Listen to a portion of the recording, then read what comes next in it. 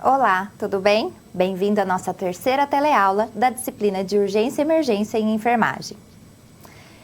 Como vocês já sabem, meu nome é Renata Góes, eu sou enfermeira especialista em Urgência e Emergência e tenho mestrado em Promoção da Saúde. Vou deixar disponível para vocês o e-mail do tutor, o Skype, para que vocês possam mandar suas dúvidas no decorrer da aula e nós vamos ter um momento no final dessa aula para responder todas as dúvidas que surgirem durante a teleaula.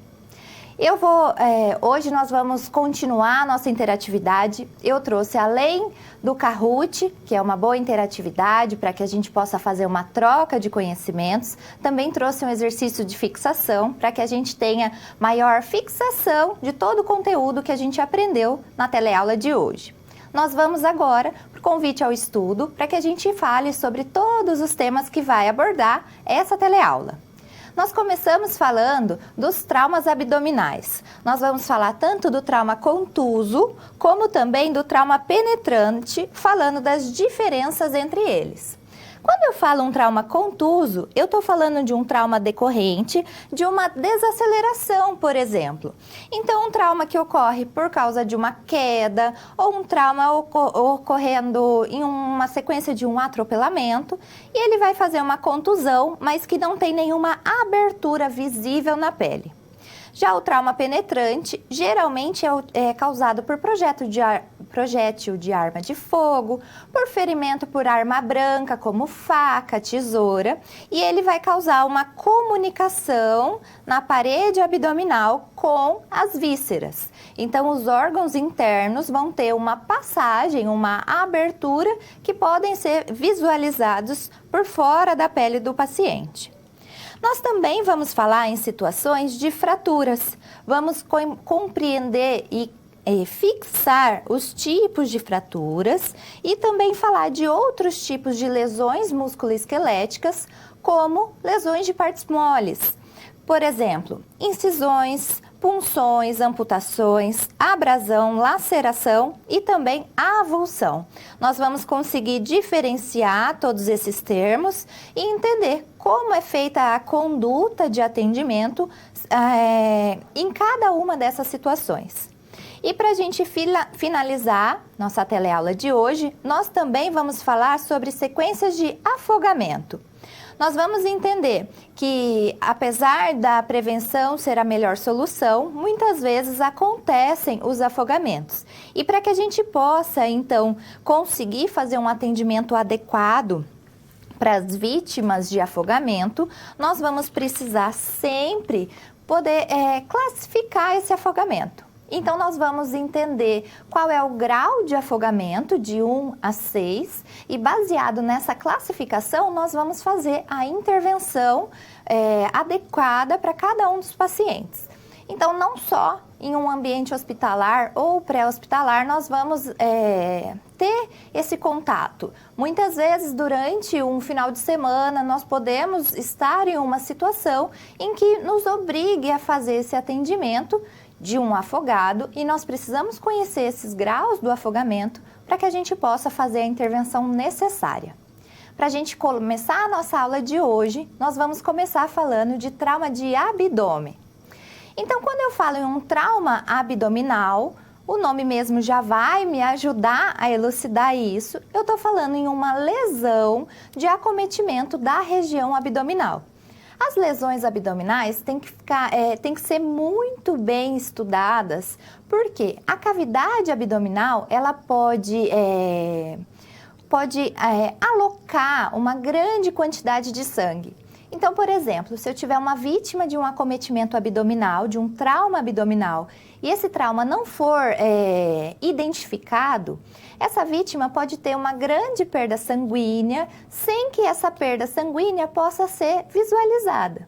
Então, um trauma fechado, por exemplo, um trauma contuso, ele pode provocar uma ruptura de vasos, de grandes vasos, e esse sangramento ficar se acumulando na cavidade peritoneal sem que a gente consiga ter um controle disso, porque ele não vai extravasar. Não imediatamente. Então, por isso que muitos acometimentos poderiam ser elucidados com um exame físico mais minucioso. E por isso que nós precisamos relembrar a sequência da avaliação da cavidade abdominal e entender as diferenças de mecanismo de trauma. Na nossa última aula, nós falamos sobre cinemática e biomecânica. Então, nós devemos compreender que quando acontece uma força muito grande contra a cavidade abdominal, eu posso ter tanto lesão de órgãos ocos, como também lesão de órgãos maciços. E isso vai acarretar desde sangramento como infecções. Então, nós vamos agora falar um pouquinho do nosso conteúdo, de como nós fazemos a avaliação do trauma abdominal. Então, nós vamos sempre pensar em uma avaliação primária e avaliação secundária. Lembrando que na avaliação primária, nós precisamos realizá-la de maneira rápida, mas também minuciosa. Então, eu não posso me demorar muito tempo fazendo essa avaliação primária, mas eu preciso que ela seja fidedigna com os sinais e sintomas que a vítima apresenta. Então, sempre que eu for fazer a avaliação primária, eu vou pensar no ABCDE. Então, nós vamos seguir a sequência do trauma, o algoritmo de sequência de trauma, e vamos pensar no controle de cervical, na permeabilidade de vias aéreas superiores. Também vamos observar aspectos referentes à respiração e às trocas gasosas e à ventilação. Também vamos avaliar a circulação, o estado neurológico e vamos fazer a exposição dessa região para que a gente possa identificar possíveis alterações visíveis. Depois disso, nós fazemos a avaliação secundária. Na avaliação secundária, nós vamos aplicar os questionamentos referentes ao formulário SAMPLA, para que a gente possa compreender como se deu esse traumatismo. Também vamos avaliar o mecanismo do trauma, a evolução desse paciente desde o momento do trauma. Nós precisamos reavaliar os pacientes a todo momento para que a gente consiga, então, entender qual é a evolução clínica desse indivíduo. Também vamos pensar no quadro inicial e na sua evolução e também realizar um exame físico mais pormenorizado. Então, nós precisamos conseguir detalhar todo o paciente, sempre fazendo esse exame físico céfalo-podal, mas nós vamos sempre enfatizar mais a avaliação que teve algum possível acometimento. Lembrando, quando a gente fala em métodos propedêuticos para que a gente possa fazer a avaliação abdominal, nós temos uma mudança na sequência que usualmente nós fazemos, para que as nossas técnicas propedêuticas não interfiram no peristaltismo intestinal. Então, no quadro a gente pode ver que a gente vai utilizar a sequência começando pela inspeção. Vamos para o quadro? Então, nós começamos sempre pela inspeção, mas na região abdominal nós já passamos para a ausculta, para que a percussão e a palpação não influenciem no peristaltismo. Então, começamos pela inspeção, depois a ausculta, depois percussão e só então nós fazemos a palpação. Lembrando, as técnicas propedêuticas são aquelas ferramentas que vão nos auxiliar a fazer um exame físico de qualidade. Nós sabemos como avaliar esses pacientes, mas nós precisamos também conseguir classificar os traumas. Nós vamos falar dos traumas fechados e também dos traumas abertos. Vamos ver uma imagem de um traumatismo abdominal fechado? Então, aqui a gente pode observar um mecanismo de trauma abdominal fechado. Então, a gente tem que tomar bastante atenção, porque a cavidade abdominal é um reservatório potencial para grandes perdas. Então, quando a gente tem casos de trauma abdominal fechado, nós precisamos avaliar, por exemplo, esse tipo de abrasão só pode ser observada quando a gente faz a exposição dessa região. Então, quando eu faço a exposição e eu vejo uma deformidade nessa região e vejo também abrasões, eu já suspeito de um trauma contundente, um trauma contuso. Eu posso ter alguns casos de trauma abdominal aberto. Geralmente, o trauma abdominal aberto, os mais comuns são provocados por projétil de arma de fogo, ferimento de arma de fogo, também chamado FAF, ou ferimento de arma branca. Então, quando a gente vê lá no prontuário do paciente FAF ou FAB, ferimento de arma de fogo e ferimento por arma branca. Então, esse tipo de ferimento vai afetar intestino delgado, mesentério, fígado, cólon, baço, dependendo do local em que aconteceu esse acometimento. Em alguns casos, além da abertura da parede abdominal, nós temos também situações com eviscerações. Então, quando eu falo em uma evisceração, é relacionado a vísceras. Então, essa abertura da parede abdominal proporciona um espaço suficiente para que uma parte ou um todo de um órgão possa sair da cavidade abdominal. Então, em casos de evisceração, a gente sempre vai manter a vítima em decúbito dorsal. Em hipótese alguma, a gente vai colocar para dentro essa víscera. Nós vamos apenas manter compressas umedecidas com soro fisiológico e fazer um curativo oclusivo, mas um curativo oclusivo sem compressão. Nós não podemos aplicar pressão para dentro dessa cavidade. Então, toda vez que eu tiver alguma situação que qualquer tamanho de evisceração, manter esse órgão abdominal úmido com soro fisiológico, de preferência uma compressa estéril para poder fazer essa cobertura e fazer uma proteção, mas sem fazer uma compressão. Então, é importante manter o paciente em decúbito dorsal, sempre não reintroduzindo esse órgão e propiciando, então, esse tratamento efetivo para o paciente. Agora, a gente falando em traumas penetrantes, a gente tem alguns tipos de traumas que a gente precisa diferenciar as terminologias. Vamos ao quadro para que a gente possa fazer isso? Eu tenho trauma que é classificado como penetrante. Então, o nome já diz, um trauma penetrante tem a penetração da cavidade abdominal. Mas essa penetração vai se limitar única e exclusivamente à parede do abdômen. Ela não vai provocar lesões internas. Então, esse tipo de trauma abdominal aberto vai afetar o peritônio e vai fazer uma comunicação da cavidade abdominal com o ambiente exterior. Nesse tipo, podemos ter uma solução de descontinuidade e a penetração vai estar apenas nessa parede. Outro tipo importante de classificação é o trauma abdominal aberto perfurante. Aqui, quando nós falamos em um trauma perfurante, eu já sei que tem um envolvimento de alguma víscera, algum órgão que vai ser lesionado ou mesmo alguma estrutura que vai ser lesionado. Nós também podemos ter um trauma perfurante decorrente de um empalamento. Empalamento é quando um objeto é introduzido em uma cavidade, por exemplo, cavidade vaginal ou reto, e essa introdução pode lesionar esse órgão e esse objeto vai penetrar na cavidade abdominal, causando uma grave repercussão. Então, a gente pode observar esse raio-x, que a gente tem um objeto que foi empalado e provavelmente ocorreu uma ruptura ou do intestino ou da cavidade vaginal, e isso causa grandes acometimentos ao paciente. A gente tem que pensar que essas lesões abdominais, elas vão causar ruptura ou laceração de órgãos ocos.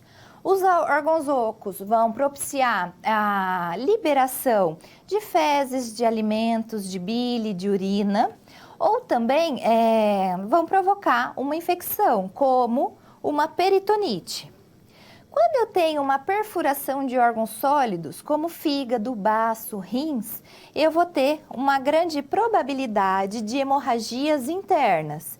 Então, quando eu tenho essas hemorragias, muitas vezes eu não consigo identificar imediatamente. Por quê? A cavidade peritoneal, ela atua como um grande reservatório para perdas sanguíneas, ou perda de fezes, ou perda de urina. Então, nós precisamos conseguir evidenciar no exame físico as alterações e as complicações que podem vir em decorrência desse tipo de lesão.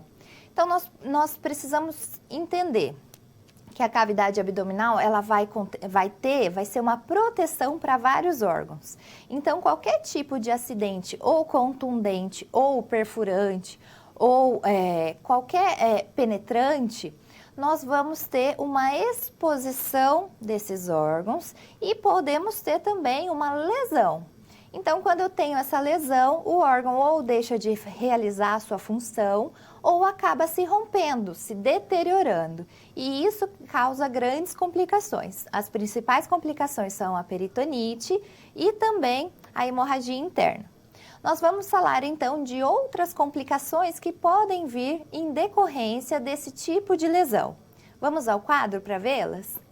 Uma delas é a síndrome compartimental abdominal. Então, nesse tipo de complicação, que é a síndrome compartimental, eu tenho um edema, um inchaço dos tecidos intraabdominais. Esse inchaço vai causar um aumento da pressão intraabdominal. Então, aqui, PIA, não é PIA, é pressão intraabdominal. A normal da cavidade abdominal é de 10 a 15 milímetros de mercúrio. Qualquer situação em que essa pressão intraabdominal aumente para níveis maiores do que 30 milímetros de mercúrio, ela requer uma intervenção cirúrgica imediata.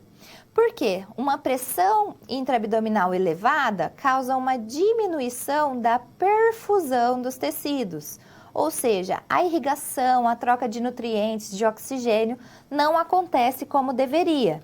E isso vai me trazer algumas complicações. Eu tenho alguns sinais característicos desse tipo de complicação.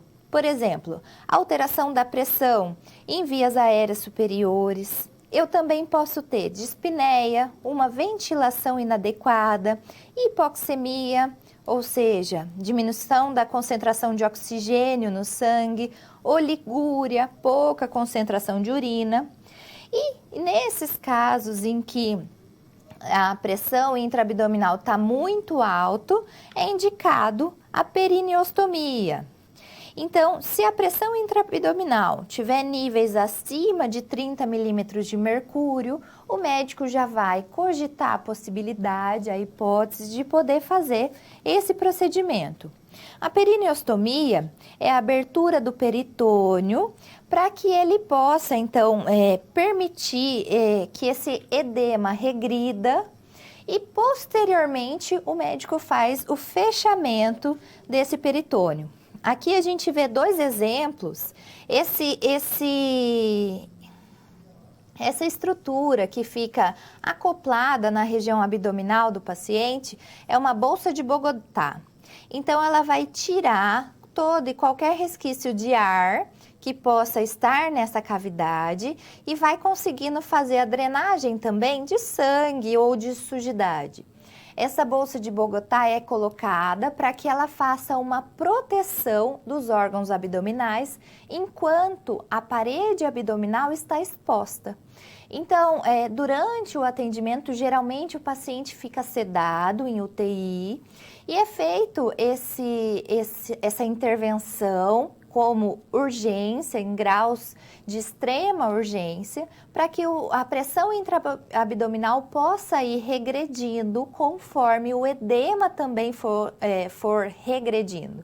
Então, vai diminuindo o edema dos órgãos abdominais, consequentemente vai diminuindo a pressão intraabdominal e esse paciente vai conseguindo se recuperar até que ele possa passar por uma nova intervenção cirúrgica e fazer o fechamento dessa cavidade abdominal.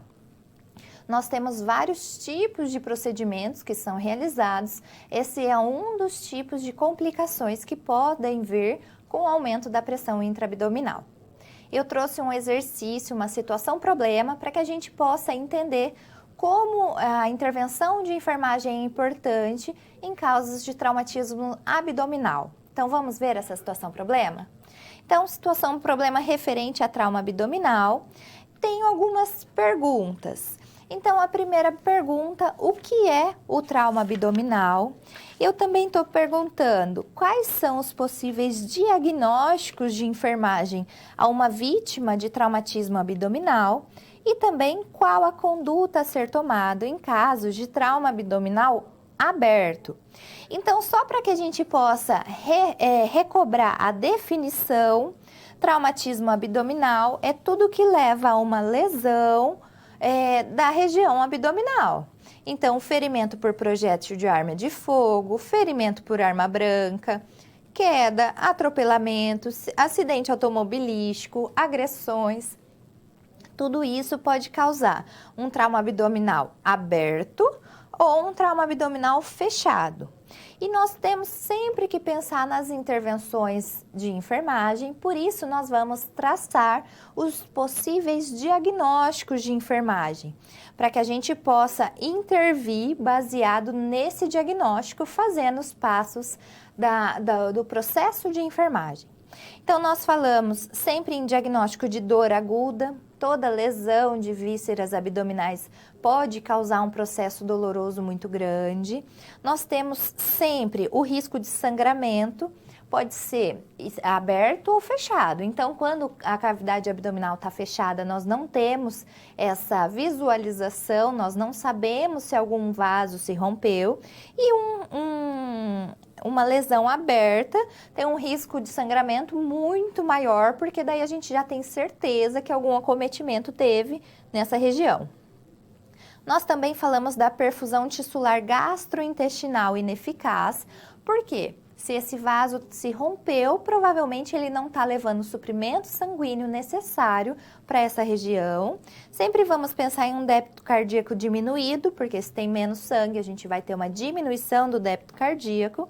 E também pensar na integridade da pele. Quando a gente faz esses diagnósticos de enfermagem, nós também temos que pensar na conduta em casos de traumatismo abdominal. Então, sempre realizar avaliação primária e secundária, sempre pensando que esse paciente precisa ser avaliado minuciosamente, mas em pouco tempo, para que ele tenha mais tempo para fazer o tratamento. Nós sempre vamos monitorizar esse paciente para que ele consiga, então, para que a gente consiga, então, entender como o corpo dele está se regenerando a partir desses ferimentos. Nós vamos precisar de oxigenoterapia em alguns casos.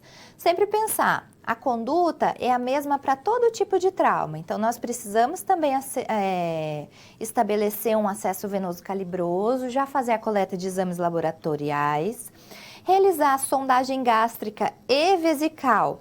Aqui não é conforme prescrição médica, tá?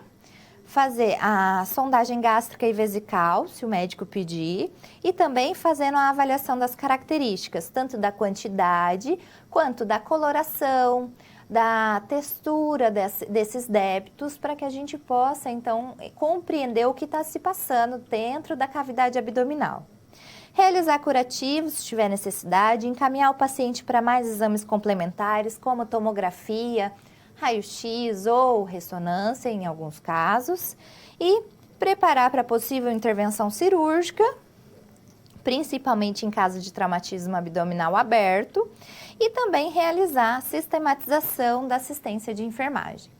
Então, nós entendemos como o enfermeiro consegue mudar o prognóstico de um paciente se ele tiver a conduta adequada. E para isso, eu trouxe uma situação para que a gente possa pensar um pouquinho a respeito de qual é a conduta adequada.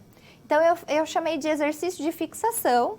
A gente vai para a tela para acompanhar esse exercício. Então, agora é um momento de participar da nossa aula. Esse exercício vai fazer a gente pensar um pouquinho sobre tudo que a gente viu na aula de hoje. Então, a gente vai avaliar essa imagem que eu trouxe. Então, como se eu tivesse uma unidade de pronto atendimento e chegou essa vítima para mim. Eu quero que você identifique qual é a preocupação inicial com um paciente que apresenta esse tipo de lesão. Então, eu quero que você me diga qual que é a importância de eu fazer a avaliação correta da região abdominal, como realizar, qual é a sequência dos métodos propedêuticos que eu utilizo nesse paciente e também se eu tenho algum tipo de sinal clínico que pode ser identificado sugestivo de uma lesão. Então, eu vou deixar alguns instantes e eu já venho para fazer essa resolução com vocês.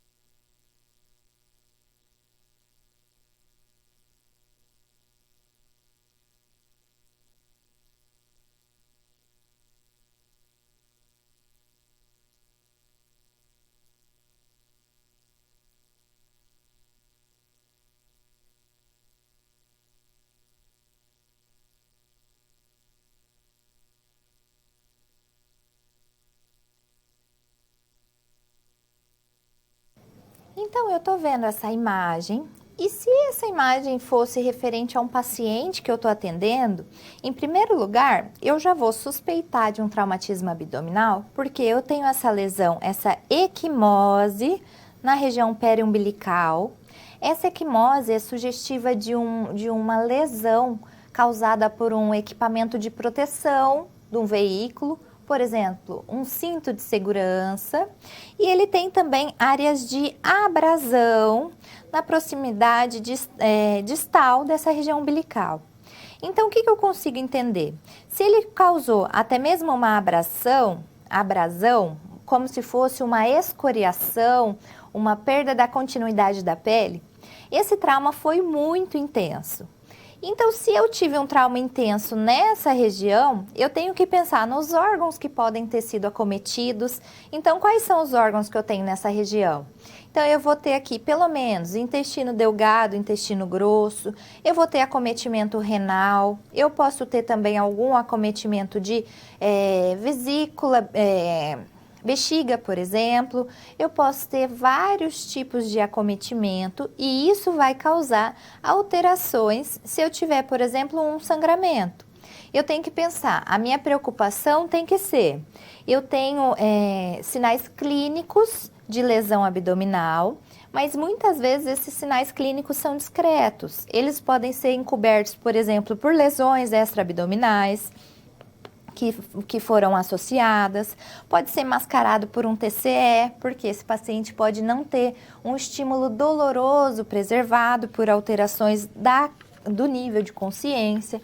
Então, eu vou ter aqui vários acometimentos possíveis e eu vou utilizar as técnicas propedêuticas, então lembrando, inspeção, ausculta, percussão e só por último eu vou fazer a palpação, para que eu possa identificar distensão abdominal, presença dolorosa, alguma alteração sugestiva de líquido abdominal, por exemplo, alguma sinal de piparote positivo. Eu vou observar também sinal positivo de dor, a descompressão brusca.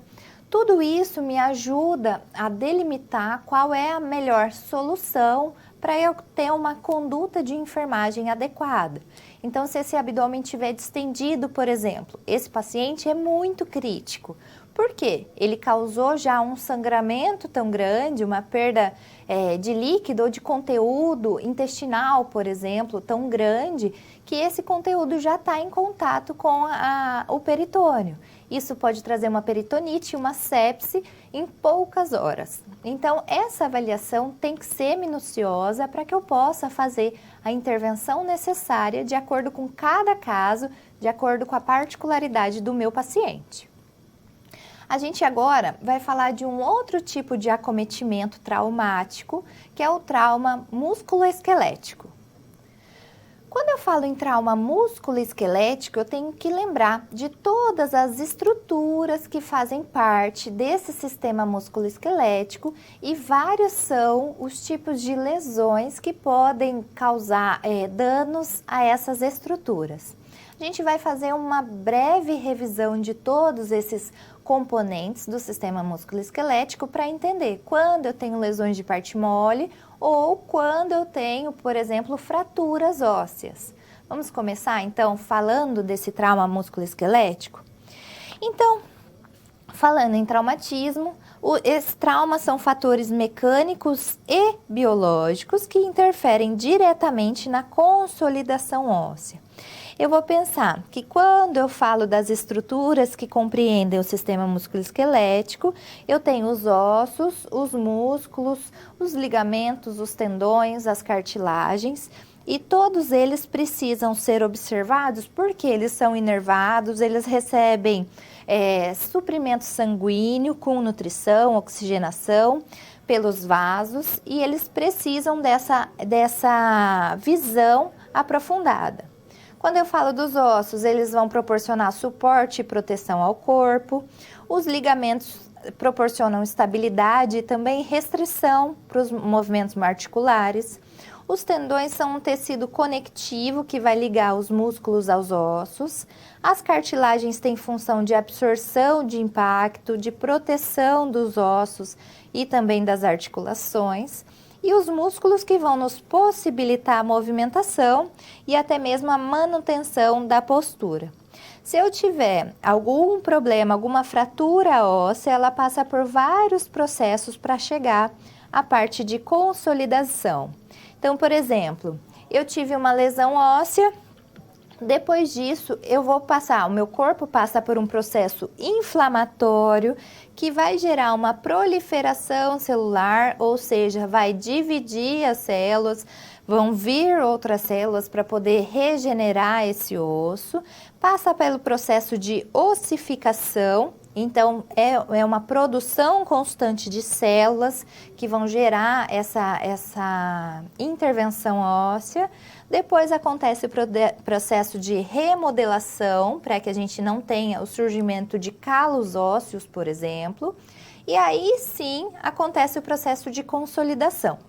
Por isso que quando acontece uma fratura, o tempo para restabelecimento desse paciente, dessa vítima de uma lesão, pode ser grande, porque nós temos vários processos que acontecem até que ocorra a consolidação propriamente dita, até que esse osso esteja pronto para uma próxima lesão. Então, a gente começa a nossa abordagem a essa temática falando das lesões de partes moles. Então, o que é parte mole? Parte mole é tudo que não seja o osso. Então, músculo, ligamento, tendão, articulação, todos eles são considerados partes moles e a gente pode ter uma série de lesões nessas regiões que nós precisamos conhecer essas terminologias. Então, vamos começar falando dessas lesões? Em primeiro lugar, nós falamos da abrasão. A abrasão também é conhecida como escoriação. É um ferimento superficial, como a gente pode ver nessa imagem, geralmente provocado por raspagem, por arranhão e até mesmo por cisalhamento. Cisalhamento é quando acontece como se fosse um puxão e acontece essa lesão. Outro tipo de lesão é a laceração. A laceração é quando eu tenho a ruptura da pele que vai manter as bordas irregulares. Então, por um processo, pode ser um puxão, pode ser uma batida que vai causar essa laceração e essa ruptura dessa camada que recobre os nossos músculos, as nossas camadas internas. Outra lesão que pode acontecer é a avulsão. A avulsão é quando eu tenho a extração de um retalho cutâneo que pode ficar pendurado ou ser cortado completamente. Aqui nós temos uma avulsão e praticamente uma amputação. É que na foto a gente não consegue observar e analisar direito, mas nesses outros dois órgãos, dois dedos, nós temos apenas a avulsão. Outra modalidade de lesão de partes moles é a punção. Punção, o nome mesmo já diz, puncionar. Então, penetração de um objeto pontiagudo na pele ou também nas estruturas adjacentes. Muito comum punção em extremidades de membros inferiores ou membros superiores, nas mãos ou nos pés. E outro tipo de lesão de partes moles é a incisão. Então, incisão, para que a gente consiga decorar bem esse nome, a gente pensa em uma incisão cirúrgica, ou seja, a ruptura da pele com as bordas regulares, bem definidas. Então, se eu for fazer um procedimento cirúrgico, o médico vai fazer uma incisão para que ele faça a exposição das camadas internas do meu corpo. Então, incisão, bordas regulares. Outro tipo de lesão de partes moles, muito comuns, principalmente em atletas, é a contusão. Todo tipo de acidente pode gerar alguma contusão. A contusão, como a gente está vendo nessa imagem, é uma lesão dos tecidos moles, ou seja, de ligamentos e de músculo, que vai ser produzida pela força de uma pancada e vai romper pequenos vasos no tecido e causar equimose. Então, pode ser um hematoma, uma equimose, que vai ficar com um edema local, uma dor local também, mas essa equimose, essa contusão, ela pode ser reabsorvida pelo próprio corpo em poucos dias. Outro tipo de lesão que acontece com muita frequência, principalmente para os jogadores de futebol de final de semana, é a distensão. Então, a distensão causa lesão do tecido mole, que resulta em uma laceração das fibras musculares, causando dor ao movimento, pouco ou nenhum edema. Então, aqui nós temos várias fibras musculares que compõem os músculos e durante um processo de estiramento, essa fibra pode ser rompida. Então, eu tenho distensão de primeiro, segundo ou terceiro grau. Isso vai ser de acordo com a força, o impacto que foi gerado. Eu também posso ter um processo de entorse.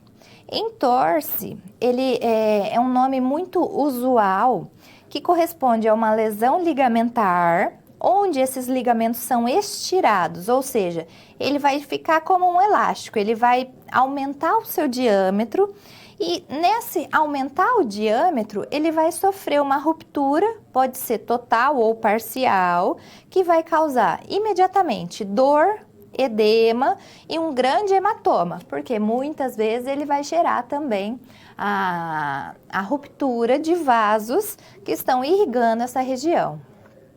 Outro tipo de lesão de partes moles é a luxação, ou também chamada de luxação articular. Nós temos uma imagem aqui que é bem característica de uma luxação, que é o deslocamento das superfícies articulares do contato anatômico, ou seja, a superfície da articulação saiu do lugar que ela deveria estar. Isso vai causar muita dor, alteração do comprimento da extremidade, perda total da mobilidade e até mesmo alteração no eixo desses órgãos deslocados. Então, o pé está com uma mudança do eixo usual.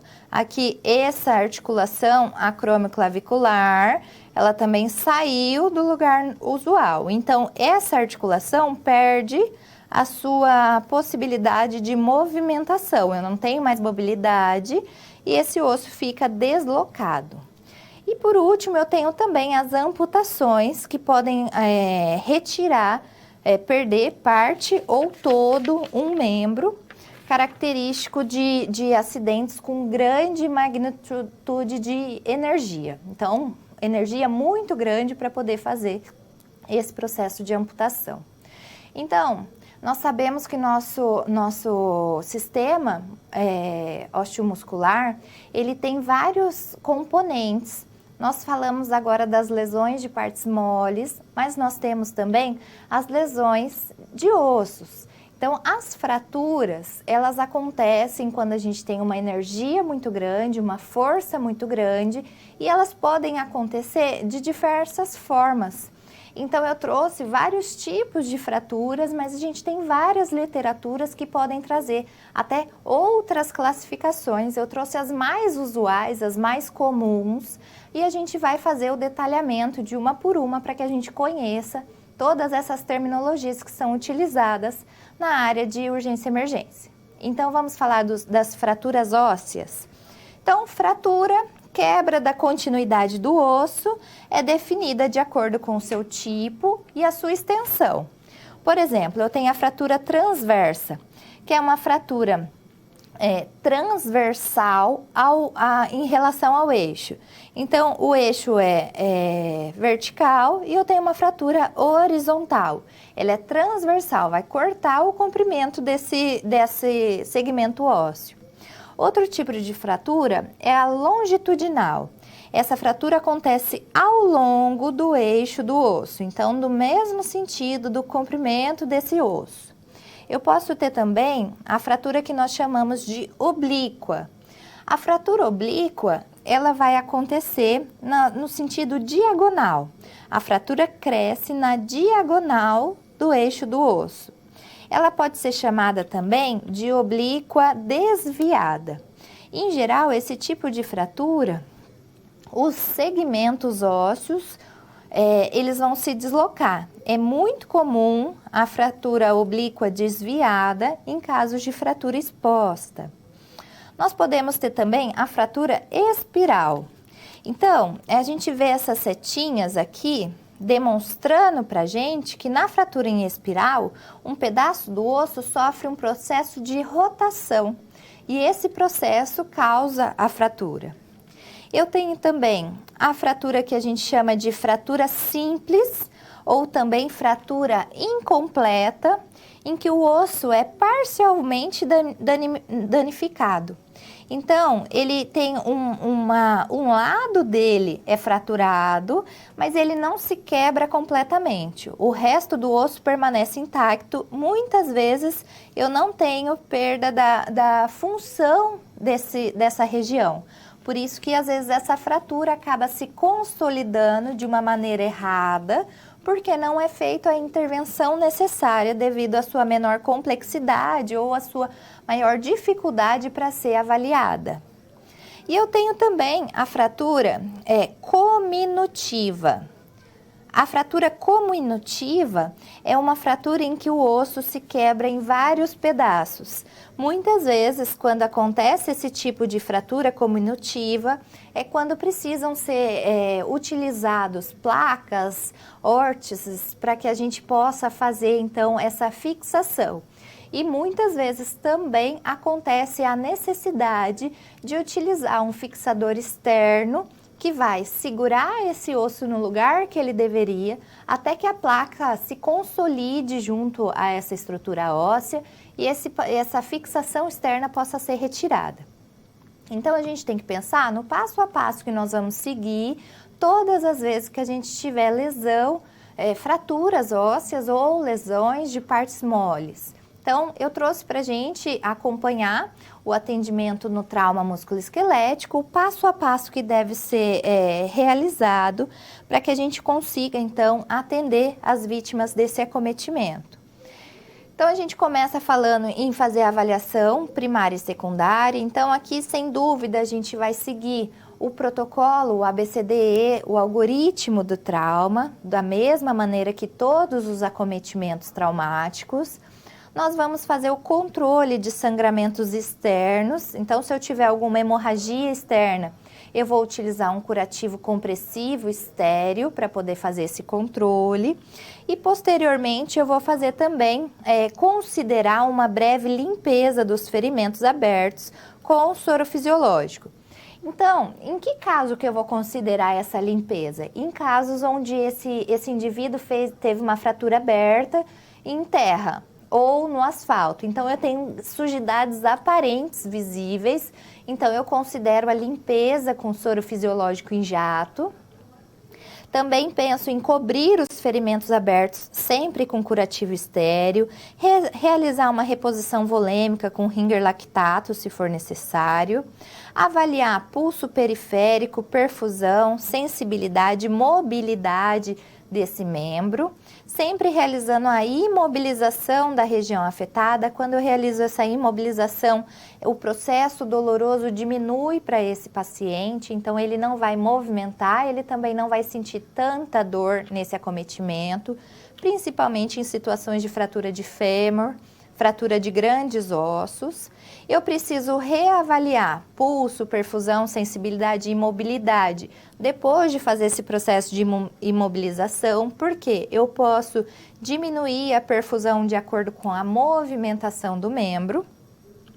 E também vou mobilizar e imobilizar a coluna cervical, o tronco, os membros, sempre considerando analgesia, pensar traumatismo musculoesquelético, precisa ser realizada imunização antitetânica,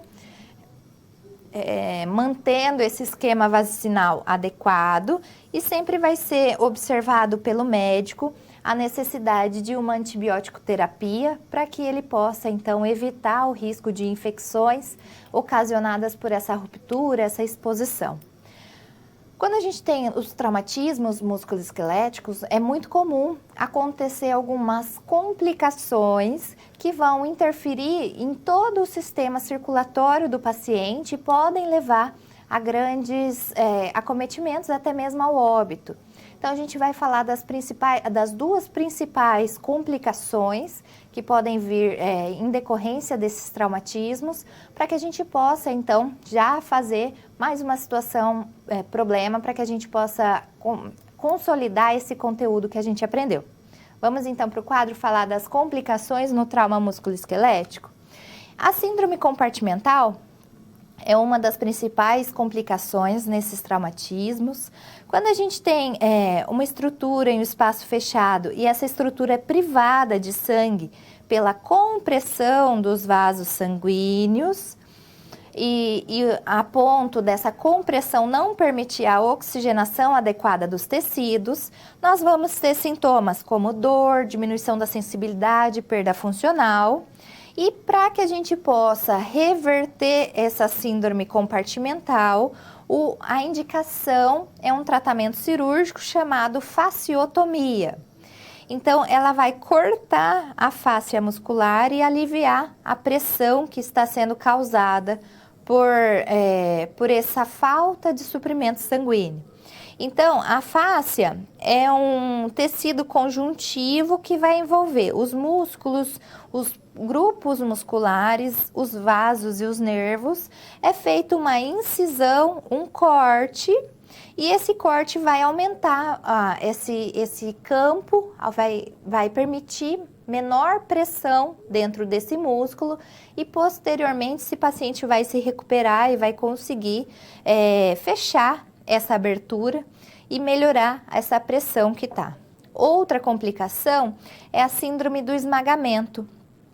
Ela ocorre devido a uma pressão contínua e prolongada em um segmento do corpo, e como manifestação ela vai trazer a rabdomiólise traumática. Então, nela ocorre a liberação de algumas enzimas. Então, mioglobinas, enzimas tóxicas, que são originadas dentro das fibras musculares e, por ficar comprimido muito tempo, pode levar até mesmo a uma insuficiência renal. Então, como sintoma, após esse acometimento musculoesquelético, o paciente vai ter dor, hematúria, oligúria, alteração do nível de consciência e também disfunção renal. Então, quando a gente fala em um acometimento musculoesquelético, a gente não está falando simplesmente de uma escoriação ou de uma lesão que não vai prejudicar esse paciente. O paciente que sofre uma lesão musculoesquelética, ele pode ter um sangramento importante, que pode trazer complicações, ele pode ter algumas síndromes associadas que precisam ser avaliadas corretamente para que esse paciente, então, consiga restaurar totalmente a sua saúde sem ter nenhuma complicação posterior de uma iatrogenia, de um cuidado equivocado que foi prestado a ele. Eu trouxe uma situação problema para a gente colocar em prática tudo isso que a gente viu e conseguir, então, entender sobre o trauma musculoesquelético. Então, se eu tiver num pronto-socorro, uma paciente chega com dor em coxa direita e refere uma queda da própria altura. Nessa avaliação, eu verifico deformidade de membro inferior direito, essa dor intensa que essa paciente está sentindo, a presença de hematoma, mas tem também pulso e perfusão periférica. A pergunta é: como deve ser o atendimento dessa vítima? É importante que a gente consiga entender e relembrar que na avaliação primária e secundária eu preciso conhecer os sinais e sintomas que podem vir em decorrência de um processo de trauma musculoesquelético. Então, eu vou fazer a avaliação primária sempre pensando nos sinais e sintomas que vão ligar um canal na minha cabeça para que eu pense já em uma possível fratura. Então, vamos entender como resolver essa situação-problema? Então, a avaliação primária e secundária buscando sinais e sintomas de trauma. Então, vamos falar dos sinais e sintomas de trauma? Começando com dor, edema geralmente localizado, presença de hematomas ou petequias, parestesia, ou seja, diminuição da força, formigamento, perda da função, deformidade visível, encurtamento em relação ao outro membro contralateral, crepitação. Quando eu falo em uma crepitação, eu estou falando de um sentimento, como se tivesse dois pedaços de madeira se friccionando. Então, a crepitação é quando tem o contato de uma superfície óssea com outra superfície óssea, e nós podemos ter também a descoloração da pele. Então, é importante que a gente faça a imobilização do membro afetado, reavaliando perfusão, tempo de enchimento capilar logo após essa imobilização, considerando sempre a imunização, a analgesia e a antibiótico terapia e realizando a coleta de exames complementares ou encaminhamento para um raio-x, uma tomografia.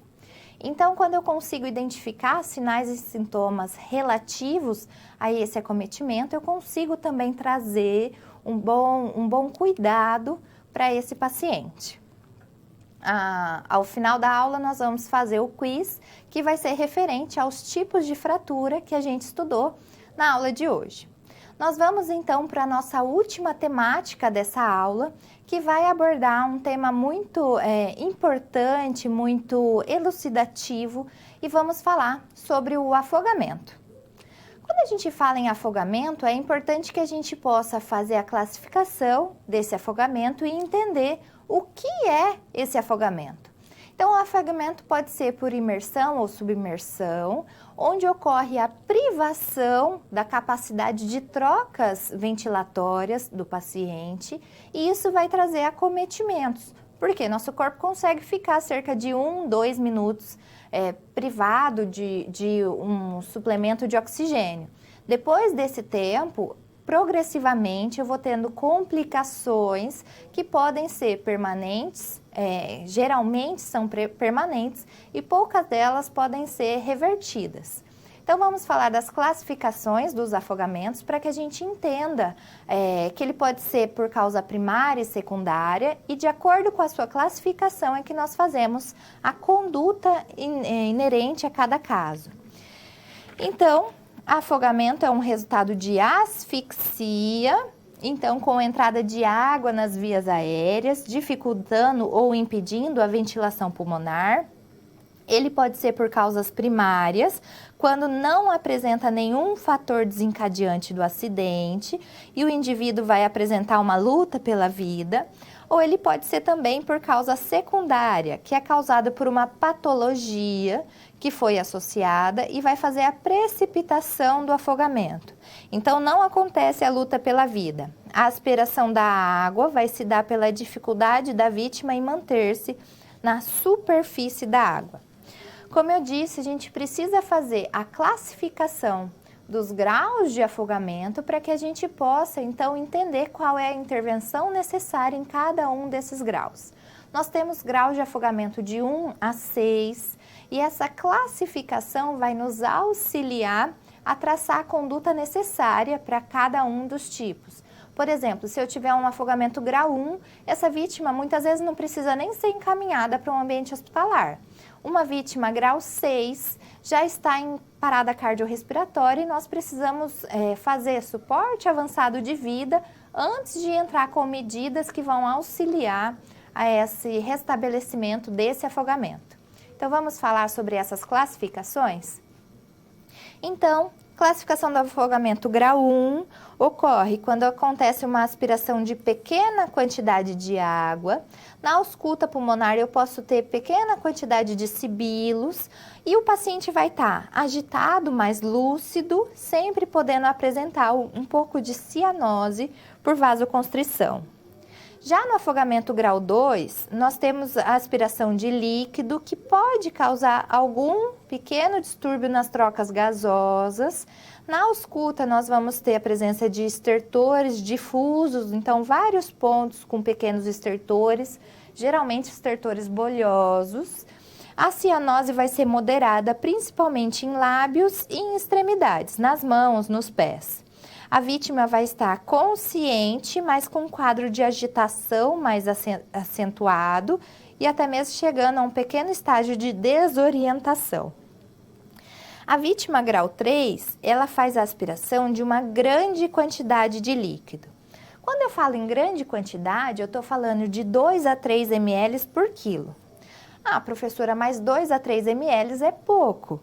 Se eu pensar em um paciente de 70 quilos, que é a média normal de peso de um indivíduo, eu vou estar falando de 140 a 210 ml aspirados. Então, 140 a 210 ml dentro das vias aéreas superiores. Então, a gente tem que tomar bastante cuidado com essa conta, porque grande quantidade de líquido para um procedimento de aspiração. Então, ele vai ter vários sinais de insuficiência respiratória aguda, dispneia intensa, cianose em mucosa, em extremidade, estertores em grande quantidade. Vou ter também secreção oral e nasal de coloração rósea, característico de algum acometimento das vias aéreas, da mucosa. E geralmente o paciente vai estar torporoso, pouco responsivo, mas respondendo principalmente a estímulos dolorosos. Quando eu tenho uma vítima que é classificado como grau 4 de afogamento, ele já está em franca insuficiência respiratória, ele já tem uma alteração de nível de consciência muito grande, mas ele vai manter a frequência cardíaca. Então, esse paciente pode estar até mesmo comatoso, com bastante distensão abdominal, ele vai apresentar uma cianose intensa, grande quantidade de secreção oral e nasal rósea, e ele vai ter ausculta, estertor, sibilo e ronco. Vai ter tudo que é ruídos adventícios. Ele precisa de uma intubação orotraqueal para conseguir fazer tanto a drenagem desse líquido, como também uma ventilação adequada. E geralmente ele tem uma hipotensão severa, com a pressão arterial sistólica menor que 90 milímetros de mercúrio. No grau 5, o paciente já está em parada respiratória e tem uma grave alteração de nível de consciência, mas esse paciente está mantendo frequência cardíaca. Por mais que ele esteja bradicárdico, ele tem algum batimento cardíaco. E no grau 6, essa vítima já está em parada cardiorrespiratória. Então, a gente identificamos as alterações possíveis em cada um dos casos. E nós temos que entender que, de acordo com a fisiopatologia do afogamento, eu posso ter tanto o que eu chamo de afogamento seco, como também de afogamento úmido. Então, o paciente, quando vai passar por esse processo, quando ele está em luta pela vida, ele pode ter um momento que ele vai fechar a laringe, então ele não consegue ter passagem nem de água nem de ar, e depois de um tempo com a luta ele acaba perdendo essa capacidade de fechar essas vias aéreas e acaba tendo então a aspiração de grandes quantidades de líquido. Então a gente vai falar dessa fisiopatologia e das principais complicações dessa aspiração de líquido. Então, no afogamento nós começamos com uma pequena aspiração de água. Depois disso, o nosso corpo vai causar um laringoespasmo. Então, vai fazer uma constrição dessa região da laringe e uma apneia voluntária. A gente vai prender a respiração por um período de até 2 minutos. Depois disso, acontece a deglutição da água. Esse indivíduo vai apresentar vários movimentos descoordenados, vai acontecer o aumento da hipóxia, porque a gente já está um período grande sem trocas gasosas. Daí esse paciente passa por uma fase de agitação e confusão, que pode demorar de 1 a 2 minutos, e posteriormente acontece o que nós chamamos de afogamento úmido, porque daí nesse momento acontece o relaxamento laríngeo, esse laringoespasmo não acontece mais, acontece a aspiração de líquido, aumento da hipóxia, edema pulmonar. Por causa do edema pulmonar é que vai ter essa secreção rósea pela boca, pelo nariz, e nós podemos ter grandes alterações clínicas. Por exemplo, alterações neurológicas, como alteração de nível de consciência, confusão, agitação, até mesmo convulsão. Eu vou ter alterações pulmonares, tosse, taquidispneia, apneia, murmúrios vesiculares diminuídos, vários ruídos adventícios estertores, roncos, sibilos, espuma rósea pela boca, pelo nariz, cianose, diminuição da saturação de O2, da pressão parcial de O2, ele vai ter uma hipercapnia, uma retenção de CO2. Como alterações cardiovasculares, pode ter arritmia, diminuição do débito cardíaco, isquemia cardíaca. Alterações hidroeletrolíticas, como hemodiluição, hemólise, hipocalemia, então diminuição da concentração de cálcio. Nós vamos ter também alguns fatores renais, como diminuição do fluxo renal, hemólise, insuficiência renal aguda. Tudo isso vai ficar cada vez mais acentuado de acordo com o grau do afogamento. Quanto mais tempo esse indivíduo foi privado de oxigênio, quanto mais tempo em hipóxia, maior vai ser a complicação e mais vai ser difícil o atendimento para o socorrista. Por isso, nós temos uma série de condutas que nós tomamos toda vez que nós temos casos de afogamento. Vamos falar dessas condutas? Então, em toda situação, nós vamos fazer a avaliação primária, fazendo a delimitação do grau do afogamento do que esse indivíduo está sendo acometido. Depois disso, nós fazemos a avaliação secundária, mais pormenorizada. Vamos fazer um monitoramento, fazer a conduta pertinente. Então, a conduta vai ser administrar oxigenoterapia, administrar drogas vasoativas, fazer intubação orotraqueal, de acordo com o grau de afogamento. E sempre controlar a hipotermia para poder melhorar as alterações hemodinâmicas e fazer a imobilização se tiver necessidade.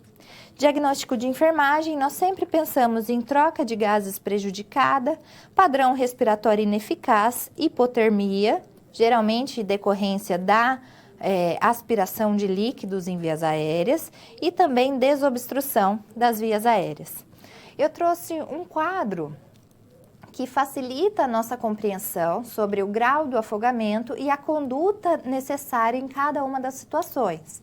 E esse quadro vai nos auxiliar a fazer essa leitura de toda essa conduta de enfermagem que deve ser realizada nesses casos de acometimento. Vamos a esse quadro, então? Então, afogamento grau 1, como característica, a vítima vai estar consciente, a ausculta provavelmente vai estar normal e ele vai estar tossindo bastante. A conduta é apenas tranquilizar e orientar esse paciente. Muitas vezes, esse paciente não precisa nem de transporte ao hospital. Já no grau 2, o paciente vai estar consciente, mas ele vai ter estertores de leve a moderada quantidade, bilateralmente, geralmente difusos. Então, é indicado a oxigenoterapia em baixo fluxo para que ele possa, então, ter o restabelecimento das funções vitais normais. Vítimas em grau 3 de afogamento estão conscientes, mas geralmente apresentam edema agudo de pulmão, sem hipotensão, então ele vai ter uma espuma rósea pela boca, pelo nariz, e por isso ele precisa também, por esse edema agudo de pulmão, ele precisa de oxigenoterapia em alto fluxo e ser transportado imediatamente ao hospital. Vítimas grau 4 geralmente estão conscientes, mas com várias alteração de nível de consciência. Também apresenta edema agudo de pulmão, mas com hipotensão severa, menor que 90 milímetros de mercúrio, pressão arterial sistólica. Então, ele precisa de muito fluxo de oxigenoterapia, reposição volêmica, sempre considerar o uso de drogas vasoativas e transporte imediato ao hospital. Vítima grau 5 já está inconsciente em parada respiratória. Se ele ficar por mais 2 minutos em parada respiratória, ele vai ter também uma parada cardíaca. Então, nós seguimos o protocolo de parada respiratória em suporte avançado de vida e se ele conseguir restabelecer a ventilação, nesses casos nós vamos colocar oxigenoterapia em alto fluxo, fazer reposição volêmica, considerar o uso de drogas vasoativas. Vítimas grau 6 estão inconscientes porque estão em parada cardiorrespiratória, ou seja, não tem irrigação sanguínea para o cérebro, para o coração, não tem respiração. Nós vamos simplesmente fazer o protocolo de PCR em suporte avançado de vida, utilizando tudo que tiver disponível para que esse paciente possa, então, restabelecer essa circulação e, posteriormente, então, ele consiga ter um tratamento voltado para esse afogamento, para essa limpeza de vias aéreas superiores. Mas, em geral, a gente faz o atendimento da urgência maior, que é esse comprometimento circulatório. Então, a gente viu como é realizado esse atendimento de acordo com cada situação e eu trouxe também uma última situação problema para que a gente possa, então, entender como é realizado esse atendimento em casos de afogamento. Vamos para a situação problema, então? Nessa situação, aconteceu um afogamento no rio. A vítima tinha 16 anos e foi classificado como grau 3 de afogamento. Então, a pergunta é, quais são as alterações que a vítima grau 3 pode apresentar? E também, quais as condutas hospitalares? Então, aqui a gente está falando em nível intra-hospitalar, frente a esse caso. Então, vítimas grau 3, insuficiência respiratória aguda. Então, esse paciente vai ter uma dispneia intensa, então uma dificuldade de respiração. Ele vai ter cianose, principalmente em extremidades, em boca, estertores bilateral, difusos. Ele vai ter já edema agudo de pulmão, por isso que ele vai ter uma secreção oral e nasal rósea. Essa vítima já vai estar com alteração de nível de consciência, mas ela vai ser responsiva aos estímulos que forem realizados. Como conduta intra-hospitalar, a gente vai admitir esse paciente, realizar a avaliação primária e secundária, mesmo que já tenha sido realizada. Nós vamos fazer a monitorização multiparamétrica, então a gente vai colocar monitor cardíaco, monitor de oximetria. Vamos puncionar um acesso venoso periférico calibroso, fazer já a coleta dos exames laboratoriais, instalar oxigenoterapia de alto fluxo, conforme a prescrição médica, porque atendimento, a conduta para grau 3 já é instalar oxigenoterapia de alto fluxo, vamos fazer a aspiração das vias aéreas sempre que necessário, manter o aquecimento da vítima, primando para evitar a hipotermia. Nós vamos também avaliar nível de consciência, frequência cardíaca, ritmo, frequência respiratória, padrão respiratório e saturação de oxigênio, encaminhar para exames de imagem e também realizar a sistematização da assistência, porque é o enfermeiro que vai proporcionar isso para a equipe multidisciplinar. Então, a gente viu como é importante a gente poder saber qual é a conduta adequada em cada uma das situações. E a gente viu como agir a nível intra-hospitalar, qual é a conduta, então, a um atendimento pré-hospitalar também. Para que a gente possa, então, fixar totalmente todos os conteúdos que foram aprendidos na aula de hoje, nós vamos para o Kahoot. E no Kahoot a gente vai fazer a interação, vocês vão colocar em prática tudo que vocês aprenderam. O Kahoot de hoje vai ser sobre os tipos de fraturas e eu vou deixar disponível para vocês o número do PIN para que vocês possam entrar e a gente já começar a fazer essa interação. Então, o número de PIN é 911277 e a gente vai deixar alguns instantes para que vocês possam entrar no Kahoot e começar a fazer essa interação com a gente.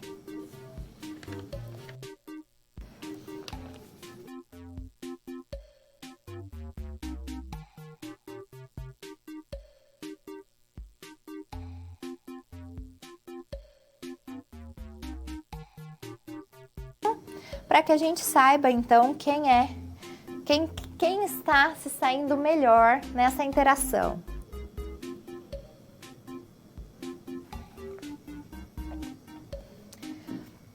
Então, a gente tem Vanessa de Cruz Alta, Kenner de Coxim, Alessandra de Coxim, nós temos também Diele, nós temos Lene de Coxim, Jurandir do Tocantins, Olímpia Linda,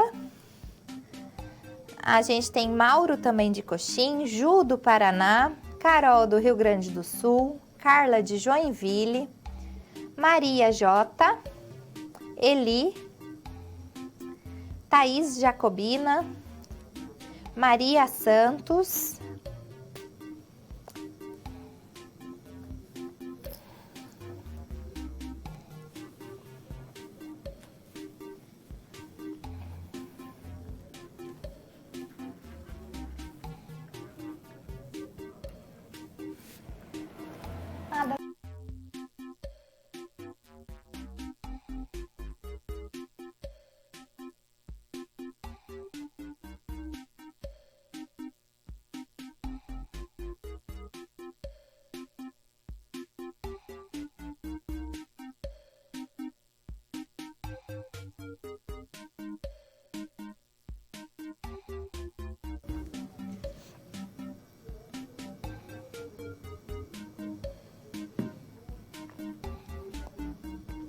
Então, nós vamos começar o nosso Kahoot para que a gente tenha bastante tempo para finalizar a nossa aula também. Então, começando as perguntas, o nosso quiz vai ser sobre os tipos de fraturas que a gente viu nas aulas de hoje. Então, como é chamada a fratura em que o osso se quebra em vários pedaços? Espiral, transversa, oblíqua ou cominutiva? Coloque no seu dispositivo a cor referente à resposta correta. Lembrando que quem responder mais rápido e o maior número de acertos vai ficar em primeiro lugar. Então, fratura em que o osso se quebra em vários pedaços. Acertou quem falou fratura cominutiva. Então, 17 pessoas acertaram. Jurandir, do Tocantins, está em primeiro lugar com a pontuação de 940. Vamos para a próxima questão. Como é chamada a fratura em que ocorre em sentido diagonal ao osso? Então, nós temos o eixo do osso e essa fratura ocorre no sentido diagonal a esse eixo. Então, fratura oblíqua, fratura transversa, fratura longitudinal ou fratura cominutiva? A cor correspondente à resposta correta.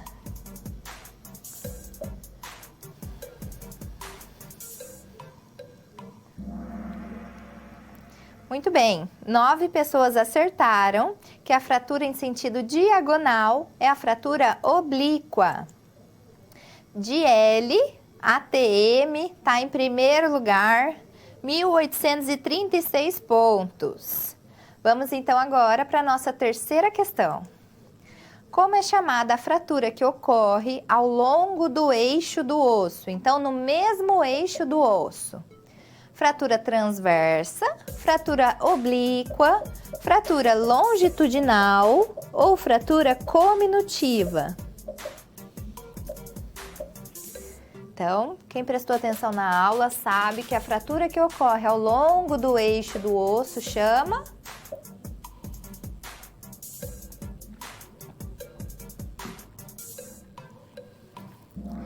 Acertou quem falou longitudinal, 21 acertos.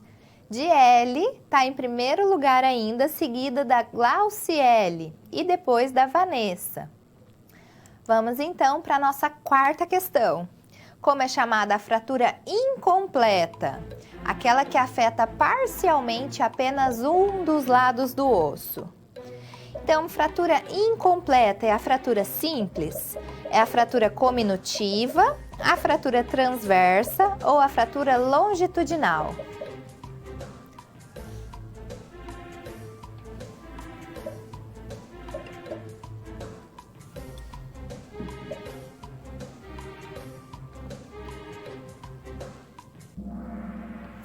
Muito bem, 23 pessoas acertaram que a fratura incompleta, que afeta apenas um dos lados do osso, é a fratura simples.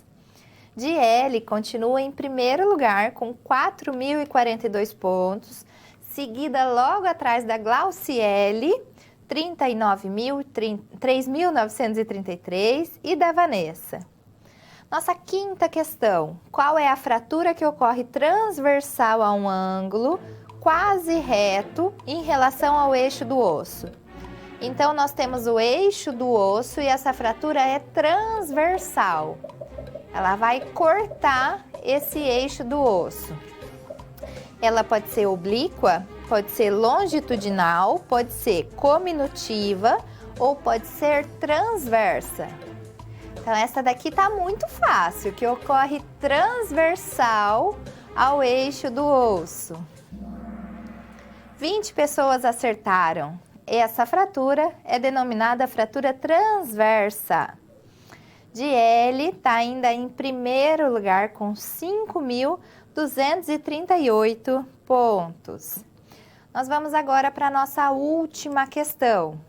Como é chamada a fratura em que um pedaço do osso é girado em relação ao seu próprio eixo? Então, ocorre um giro. Ela é chamada de fratura transversa, fratura cominutiva, fratura oblíqua ou fratura em espiral.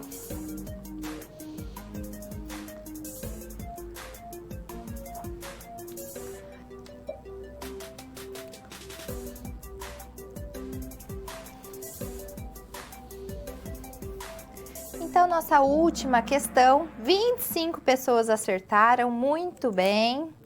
O nosso pódio ficou com a Diele em primeiro lugar, parabéns, acertou 6 de 6, seguida da Glauciele e da Vanessa. Parabéns, essa interação é muito importante, que a gente consegue compreender que vocês estão conseguindo acompanhar a aula e muito melhor que isso, vocês estão conseguindo absorver todos os conteúdos que a gente teve na aula de hoje. Então, por isso, nós vamos fechar essa aula relembrando todos os assuntos que foram abordados nessa aula e pensando que tudo que a gente consegue interagir, consegue trocar de conhecimento é importante, que a gente vai fixando cada vez mais tudo que a gente está aprendendo. Então, para a gente finalizar a nossa aula, vamos ao slide para a gente relembrar tudo que foi passado.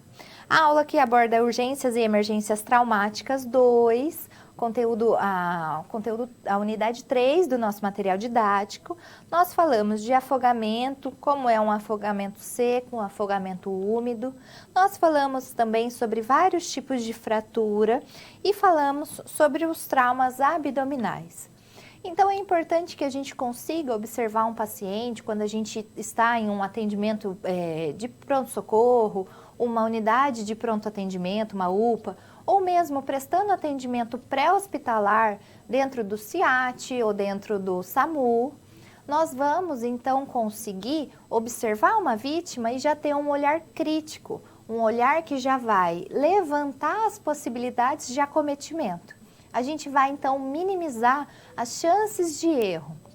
Então, muitas vezes, quando um paciente vai para casa e tem um sangramento abdominal, esse paciente vai perder muito sangue, então até ele voltar para um novo atendimento, ele vai ter um agravamento do seu estado muito grande e isso vai trazer uma série de complicações. Então, como enfermeiros, nós que fazemos a classificação de risco, nós que vamos delimitar quem vai ser atendido primeiro, quem vai ser atendido depois, nós precisamos sempre estar atentos a esses aspectos que vão mostrar para a gente que alguma coisa não está certa. Então, a gente consegue tanto no meio hospitalar, no meio pré-hospitalar, ou mesmo na comunidade em que a gente está inserido, na nossa própria família, consegue intervir em situações para que a gente possa, então, melhorar o prognóstico dos pacientes, das vítimas desses acidentes traumáticos. Então, nós ficamos por aqui na aula de hoje. Eu espero que essa aula tenha contribuído muito para o seu aprendizado. A gente só tem mais uma teleaula, então aproveite bastante seu material didático, estude bastante. E na nossa próxima aula a gente finaliza com acidentes específicos que ocorrem, principalmente queimadura, animais peçonhentos. E nós finalizamos o nosso conteúdo, então. Até uma próxima, eu te encontro semana que vem.